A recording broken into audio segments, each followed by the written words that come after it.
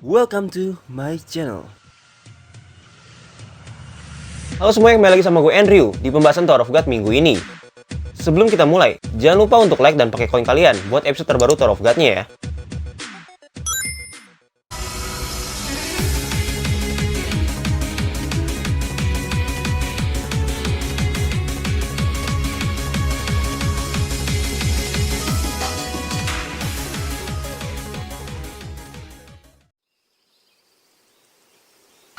Chapter 505. Sebelum kita masuk ke pembahasan, gue review sedikit tentang chapter sebelumnya ya. Di chapter sebelumnya, kita akhirnya diperlihatkan oleh Xiu kondisi Kalavan di arenanya saat ini. Yang ternyata sekarang ini dia sudah hampir menyelesaikan permainannya dan selangkah lagi untuk bisa bertemu dengan Liborik. Tapi sayangnya, Kalavan harus terhambat saat ini karena ternyata dia mendapatkan peraturan khusus untuk bisa melangkah ke selanjutnya. Yang mana dia harus menunggu salah satu rekannya ini tiba di arena itu. Dan sayangnya satu-satunya teman Kalavan dari Korps 4 yang dulu hanyalah Komandan Divisi keempat Cheon Hee-ha. Dan panel awal pada chapter ini pun masih melanjutkan pertarungan yang kayaknya nggak ada habis-habisnya nih, yaitu pertarungan antara Bam dan White.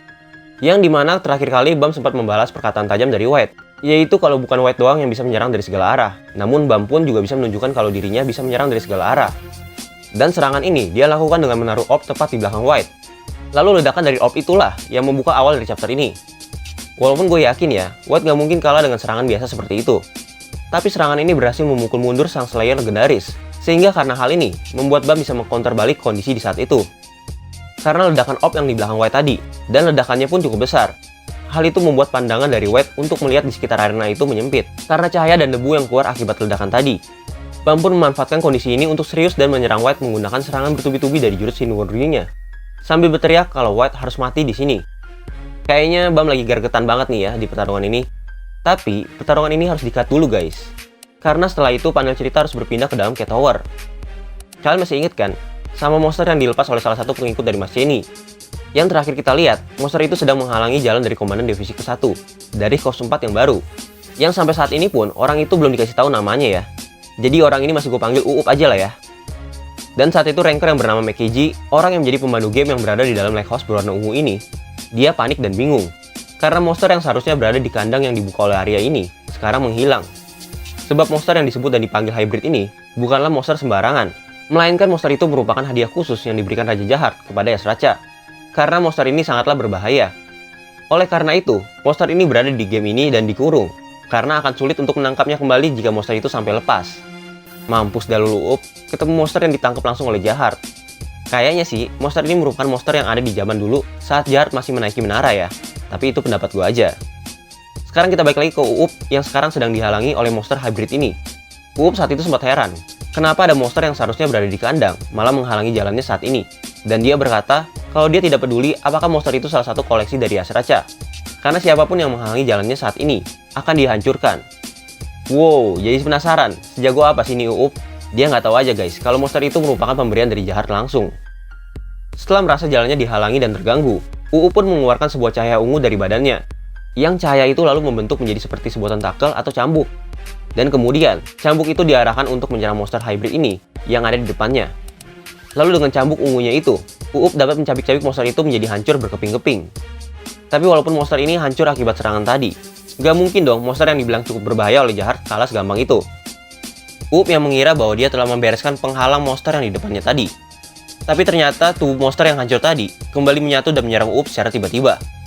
Untungnya Uup dapat menyadari itu dan dapat menghindar menggunakan cambuknya. Tapi saat sedang menghindari serangan tiba-tiba dari monster itu pun tidak berhenti untuk menyerang Uup kembali, dan malah mengeluarkan suatu ledakan besar atau laser yang mengarah langsung pada dirinya. Serangan itu mengarah langsung dan memiliki area yang sangat besar, sehingga serangan ini membuat Uup sangat kesulitan untuk menahannya. Tapi bagaimanapun caranya, Uup berkata dia harus berhasil dalam misi kali ini. Karena jika dia berhasil, dia akan secara resmi menjadi anggota dari pasukan Jahat. Gue punya pendapat pribadi sama orang ini nih. Kayaknya ya, gak jauh-jauh kalau orang ini merupakan pion yang digunakan oleh Liborik dalam perang kali ini. Seperti halnya dia memanfaatkan Kun Headlands untuk menjebak anggota Hidden Flower dan meledakkan kandang Yama. Yang bisa aja, Uup ini sebenarnya gak jahat, tapi karena keinginannya untuk menjadi bagian dari tentara Jahat, dia rela melakukan apa aja demi tujuannya ini. Sama seperti kayak Arya sebelumnya. Kita balik lagi ke adegan Uup dan monster hybrid tadi guys. Uup yang sekarang ini sedang menahan serangan dari monster tadi. Sayangnya dia harus terhempas dan terdorong karena ternyata kekuatannya tidak cukup untuk menahan serangan dari monster itu. Ya iyalah, karena monster itu aja dibilang kuat oleh Yasracha, dan ditangkap langsung oleh Jahar. Pertarungan ini pun sayangnya harus dipotong dulu, dan digantikan dengan adegan pertemuan dua orang high ranker dari keluarga Ha, yaitu Cheonhee dan Hasacha. Jujur gue baru tahu ya, kalau cewek ini Hasacha merupakan keturunan dari keluarga Ha juga loh. Wah, kayaknya bakal epic pertarungan kali ini, karena akan ada dua orang dari keluarga Ha yang akan bertarung. Yang satu memiliki jabatan tinggi dan merupakan mentor dari Yuri Ha, dan dia harus bertarung dengan orang yang memiliki dua darah keluarga agung, sekaligus merupakan ras kucing. Kira-kira akan kayak gimana ya transformasi dari Hasacha ini? Semoga nggak kayak Kendrick Deal lah ya, tapi jangan juga seperti Yasracha yang berubah total. Hasacha mengatakan kalau dia sebenarnya tidak berharap bertemu dengan Cheonhee, karena dia merasa tidak enak kalau bertarung melawan adiknya sendiri. Yang berarti dari perkataan ini, kalau benar mereka merupakan dari keluarga yang sama. Dan kalau gitu berarti Hasacha lebih tua dari Cheonhee ya.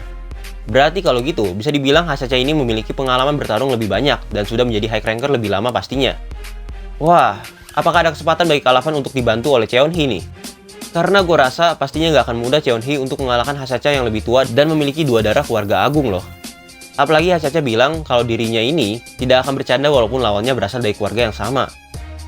Apakah tekad Cheonhee untuk membantu Kalavan akan membuatnya menang dalam pertarungan ini? Atau akan ada yang datang untuk membantunya? Ya, kita lihat aja nanti ya, bakal gimana pertarungan mereka. Tapi sebelum kita masuk ke sesi cerita terakhir, gue review sedikit dulu ya tentang orang-orang yang berada di K-Tower saat ini. Dari kemarin sebenarnya gue berpikir, siapa lagi ya yang belum ditunjukkan oleh Xiu dalam permainan ini? Seharusnya sih, dari tim BAM dan tim Kalavan udah ditunjukin semua. Tadinya sebelum itu gue berpikir kalau Ari Black Sharon ini juga ikut dalam permainan ini. Tapi ternyata Kalavan sempat bilang sebelumnya, kalau dalam permainan ini, teman yang bisa membantunya saat ini hanya Cheonhee aja. Berarti memang dari tim Kalavan, hanya terdapat 2 orang aja. Dari tim BAM pun kayaknya udah semua keluar ya. Berarti sekarang ini, sisa 2 orang pengikut dari Mas Jenny dan satu lagi anggota dari Korps 5 yang bernama Nanatona, yang belum ditunjukkan kemunculannya dalam K-Tower ini. Kalau kalian lupa sama yang namanya Nanatona ini, orang yang gue maksud ini memiliki wujud seperti tikus. Dan dari penampilannya juga, kayaknya orang itu berasal dari 2 keluarga agung juga nih. Kalau gue tebak sih, sepertinya Nanatona ini memiliki darah dari keluarga Ponsekal dan Lobubia. Karena kita bisa lihat dari penampilannya ya. Berbeda ya sama Haracha dan Kendrick Deal. Karena sisa dari 2 orang tim Yasracha ini sepertinya memiliki darah dari 2 keluarga agung. Gue sih berharap kalau pertarungan mereka ini akan lebih seru dibandingkan Haracha dan Kendrick Deal. Oke, sekarang kita lanjut ke panel cerita terakhir. Melanjutkan pertarungan antara BAM dan Yang Mulia White. Seperti yang tadi gue bilang, saat ini BAM sedang menyerang kembali dengan banyaknya Simon Ryu yang mengarah pada White. Namun semua itu ternyata percuma, karena serangan yang diberikan BAM ini tidak berpengaruh terhadap pergerakan White kali ini. Dan seketika White pun dapat maju dan menyerang BAM kembali. Sehingga serangan White ini mengenai BAM dan lagi-lagi menyebabkan luka pada jari BAM. Tapi BAM tidak tinggal diam, karena dia kembali membalas serangan White dan menggunakan kekuatan retirisanya untuk membantunya memukul White. Kalau nggak salah sih, itu kekuatan retirisa ya, karena terdapat sinsu merah di sekitar tangan BAM. Tapi tetap, walaupun kelihatannya BAM ini sudah serius parah, White tetap menganggap pertarungan ini hanyalah main-main, dan terus memancing BAM untuk mengeluarkan seluruh kemampuannya. Bukannya kepancing sama perkataan White, BAM malah mengatakan hal yang cukup keren nih. Dia menyuruh White untuk menutup mulutnya dan fokus untuk bertarung. Tapi setelah berbicara yakin seperti tadi, malah saat ini BAM lah yang menjadi terpojok dan pedang White hampir mengenai kepala BAM. Walaupun telah gagal berkali-kali menyerang White, dan berkali-kali juga hampir dibuat mati oleh White, tapi BAM tidak pernah berhenti untuk menyerang balik. Kali ini dia membalas serangan White tadi dengan Wave Explosion dari jarak dekat. Ya, tapi seperti yang kalian tahu lah ya. Lagi-lagi serangan ini pun ditahan oleh White menggunakan pedangnya. Tapi, akhirnya serangan ini membuahkan hasil sedikit guys. Karena serangan tadi, BAM hampir berhasil menghancurkan pedang White dan membuat White khawatir akan serangan BAM yang semakin kuat. Karena BAM kali ini sudah bertekad untuk push dirinya dalam pertarungan ini dan mengalahkan White bagaimanapun caranya. Sehingga, White yang menyadari perubahan itu pun mulai sedikit serius nih, dan menyerang BAM terlebih dahulu. Dalam penyerangan White kali ini, BAM mengeluarkan satu jurus lagi yang disimpan dari kemarin, yaitu Blue Tirisa. BAM menggunakan perisai Blue Tirisa kali ini untuk menahan serangan White barusan. Walaupun sayangnya perisai ini tetap hancur karena serangan dari White tadi. Tapi hal ini membuat keuntungan dari sisi BAM. Karena dia sekarang lebih dekat dengan White, sehingga dapat menggunakan jurus Reverse Flow Control-nya kepada sang Slayer legendaris ini. Kalau kalian lupa apa itu Reverse Flow Control, jurus itu merupakan skill yang dapat menghentikan pergerakan seseorang dari aliran Shinsu di dalam tubuhnya. Sang Slayer pun harus dibuat kaget kali ini, karena secara tiba-tiba pergerakannya harus terhentikan, karena jurus Reverse Flow Control-nya ini mengenai dirinya. Gak perlu lama-lama untuk BAM membaca situasi yang menguntungkan kali ini. Setelah dia berhasil menghentikan pergerakan Sang Slayer ini, dia langsung menyerang kembali dengan sebuah serangan yang belum pernah kita lihat sebelumnya, yaitu bernama Transcendent Skill Stardust Meteor Shower. Jurus ini merupakan gabungan kekuatan Shinsu dari Water Dragon dengan teknik Siwon Ryu-nya yang gak akan terbatas jumlahnya karena peraturan menara. Dan semua serangan ini dijadikan satu, maka jadilah jurus baru dari Bam, yaitu Stardust Meteor Shower. Walaupun namanya Stardust Meteor Shower, jurus ini justru terlihat beda banget sama Stardust yang dikeluarin Bam saat di season terakhir. Malah kayaknya nggak terlihat seperti meteor ya, tapi lebih seperti kelopak bunga. Karena gue penasaran sama bentuk ini, akhirnya Mimin dapat satu bentuk yang mirip sama jurus yang baru ini. Nah, ini nih bentuknya. Dan bener kan, bentuknya mirip banget sama jurus Bam yang baru ini. Kalau kalian pengen tahu, nama bunga ini yaitu bunga Anastasia Spider. Selain itu, jurus ini juga sebenarnya mirip sama salah satu jurus yang sering Karaka gunakan, dari armornya itu. Cuma bedanya, kalau Karaka berasal dari armor, sedangkan Bam berasal dari Shinsu. Mungkin ya, memang Bam mengcopy jurus ini dari Karaka. Karena seperti yang kita tahu, salah satu kelebihan Bam adalah meniru serangan orang lain dan menjadikan serangan itu miliknya sendiri. Oke guys, itu dulu pembahasan kali ini. Sayangnya gue yakin banget pertarungan Bam kali ini akan lama banget sepertinya. Karena memang banyak yang bilang bahkan White aja sepertinya belum menggunakan 40% kemampuannya saat ini. Dan gue juga sebenarnya berharap White gak akan mati dalam pertarungan kali ini. Tapi sih, gue cukup puas lihat Bam bisa menghentikan White dengan reverse flow controlnya. Itu sih menurut gue hal yang paling epic dalam episode kali ini. Dan sekian dulu review dan pembahasan minggu ini. Sorry jika masih ada yang kurang atau ada yang salah ya. Gue berharap kalian bisa enjoy sama video ini.